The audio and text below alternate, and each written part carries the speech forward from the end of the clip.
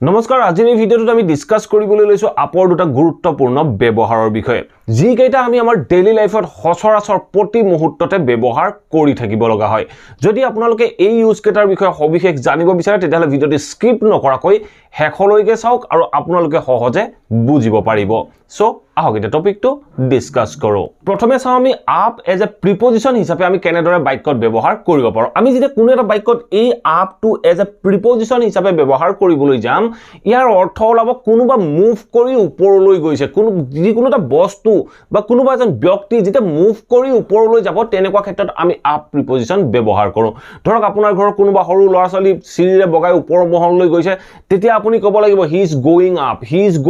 he is moving up এনে ধৰণে আমি বাক্যবোৰ ব্যৱহাৰ কৰিব লাগে আমি কেনেদৰে ব্যৱহাৰ কৰিম দুই তিনটা এক্সাম্পল আছে এই এক্সাম্পল কেইটা চাওক আপোনালোকৰ বাবে কনসেপ্টটো সহজ হৈ পৰিব এতিয়া আপোনালোকে স্ক্ৰিনত তিনটা বাক্য দেখিবলৈ পাইছে সো ফাৰ্স্ট সেন্টেন্স চাওক কি কৈছে দা বেলুনস আৰ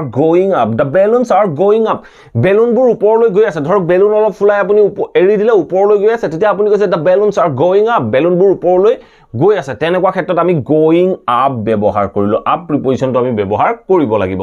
ঠিক তেনে ধৰণে নেক্সট সেন্টেন্স কি কৈছে দা বয় ক্লাইম্বড আপ দা ট্ৰী লৰাটোৱে গছজোপাত বগাইছিল মানে গছজোপা বগাই ওপৰলৈ গৈছিল তেতিয়া মই কৈছো যে দা বয় ক্লাইম্বড আপ দা ট্ৰী লৰাটোৱে গছজোপা বগাইছিল ঠিক তেনে ধৰণে নেক্সট বাক্যটো কি কৈছে পিক ইয়োৰ বুক আপ মানে তোমাৰ কিতাপখন উঠোৱা কোনোবা এটা সাৰফেসত আছে ধৰক টেবুলত আছে ফ্লোৰত আছে আপুনি আপোনাৰ লৰাটো কিতাপখন ফ্লোৰত পৰি থকা দেখিলে দেখা পিছত আপুনি কৈছে তোমাৰ কিতাপখন উঠোৱা মানে ফ্লোৰৰ পৰা ওপৰলৈ লৈ আহা তেতিয়া আপুনি কৈছে পিক ইয়োৰ বুক আপ তোমাৰ কিতাপখন উঠোৱা ঠিক তেনে ধৰণে পুল ইয়োৰ সক্স আপ ধৰক কোনোবাই মোজাজু কুচাই পানি জোতাৰ লগত থৈ দিছে পিনি আছে কিন্তু জোতাৰ লগত সমান কৰি থৈছে আপুনি দেখিলে দেখি পানি কৈছে যে পুল ইয়োৰ সক্স আপ মানে তোমাৰ মোজাজু ওপৰলৈ উঠোৱা এনেকুৱা ক্ষেত্ৰত আমি ধৰক লৰাটো ছতৰ ওপৰলৈ উঠি গৈছে ওপৰলৈ গৈ আছে আপুনি কৈছে যে don't go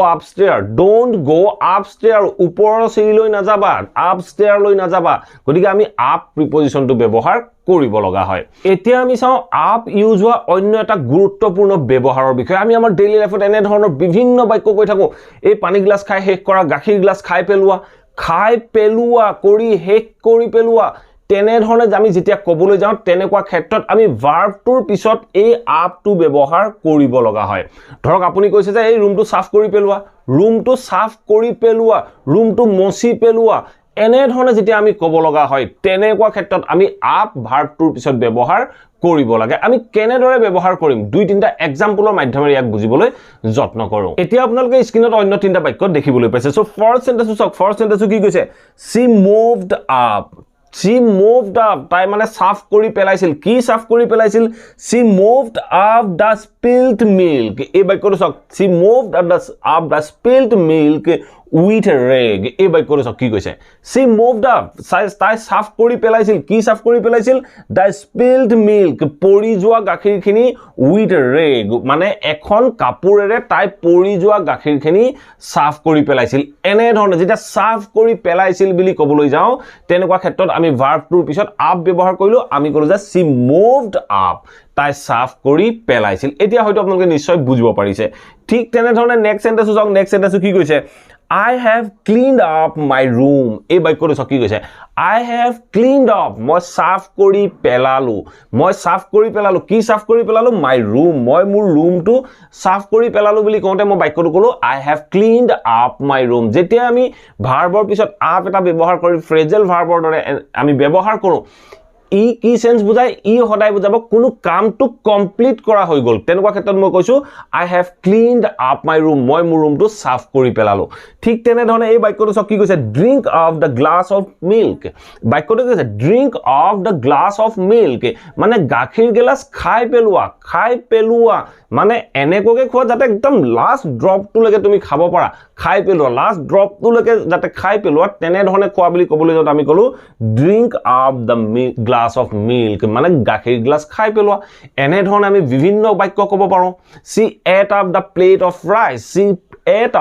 plate of rice তাই মানে ate up খাই পেলাইছিল কি খাই পেলাইছিল ate up the plate of rice মানে ৰাইচৰ যেটো প্লেট এখন প্লেট আছিল গোটেই প্লেটত থকা ৰাইচ খিনি খাই পেলালে তেনেকুৱা ক্ষেত্ৰত আমি কৈছো she ate up the plate of rice ঠিক তেনেধৰণে আমি ক'ব পাৰোঁ she drank up the glass of milk তাই গোটেই গাখীৰ গ্লাছ খাই পেলাইছিল ঠিক তেনেধৰণে আমি ক'ব পাৰোঁ she washed up the clothes তাই কাপোৰবোৰ ধুই পেলাইছিল এনেধৰণে আপোনালোকে বিভিন্ন বাক্য ক'বলৈ যত্ন কৰক আপোনালোকে যিমান যত্ন কৰিব আপোনালোকৰ বাবে বাক্যবোৰ সিমানেই সহজ হৈ আহিব আশা কৰোঁ এই ভিডিঅ'টোৰ পৰা আপোনালোকে এই দুটা গুৰুত্বপূৰ্ণ পইণ্টৰ বিষয়ে শিকিব পাৰিলে যদি শিকিব পাৰিলে আৰু যদি ভিডিঅ'টো ভাল পালে প্লিজ প্ৰথমে ভিডিঅ'টো লাইক কৰি সকলোৰে মাজত শ্বেয়াৰ কৰি যাবলৈ নাপাহৰিব আৰু যদি চেনেলটো সাবস্ক্ৰাইব কৰা নাই সাবস্ক্ৰাইব কৰি অল নটিফিকেশন অন কৰি ল'ব মই আপোনালোকৰ বাবে এনে ধৰণৰ ইন্টাৰেষ্টিং ভিডিঅ' ৰেগুলাৰ আপলোড কৰি থাকো আপোনালোকে নটিফিকেশন পাব আৰু ভিডিঅ'বোৰ চাব পাৰিব thank you for watching this video'